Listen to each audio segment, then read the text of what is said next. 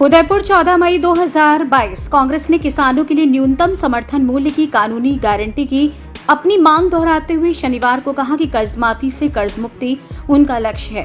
Party के चिंतन शिविर में कृषि संबंधी समूह की बैठक के बाद हरियाणा के पूर्व मुख्यमंत्री भूपेंद्र सिंह हुड्डा ने यह भी कहा कि अगर केंद्र सरकार ने पिछले दरवाजे से तीनों कृषि कानून फिर से लाने की कोशिश की तो उसका पुरजोर विरोध किया जाएगा। उन्होंने कहा कि कृषि संबंधी समूह की बैठक में करीब 40 लोगों ने अपने विचार रखे तथा एमएसपी की कानूनी गारंटी, कृषि पर जलवायु परिवर्तन का असर, किसानों की आय दोगुनी करने, फसल बीमा योजना तथा अन्य कई विषयों पर चर्चा हुई है।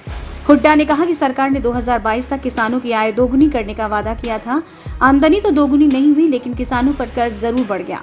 2014 में किसानों पर 9.64 लाख करोड़ रुपए का कर्ज था, जो अब बढ़कर 16.8 लाख करोड़ रुपए का हो गया है।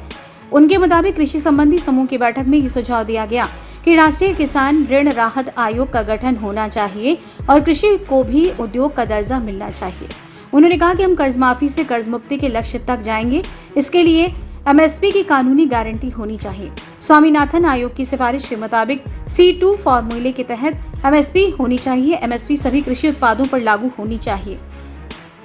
हुड्डा ने यह भी कहा कि प्रधानमंत्री फसल बीमा योजना कामयाब नहीं, प्रीमियम ज्यादा जाता है, मुआवजा कम मिलता है। इसे फिर से तैयार करने की जरूरत है। सभी फसलों का बीमा होना चाहिए। निरस्त हो चुके तीनों कृषि कानूनों से जुड़े सवाल पर कांग्रेस के वरिष्ठ नेता ने कहा कि अगर सरकार ने इन कानूनों को पिछले दरवाजे से लाने की कोशिश की तो इसे स्वीकार नहीं किया जाएगा। इसका पुरजोर विरोध किया जाएगा। खबर सबकी, सीधी आप तक।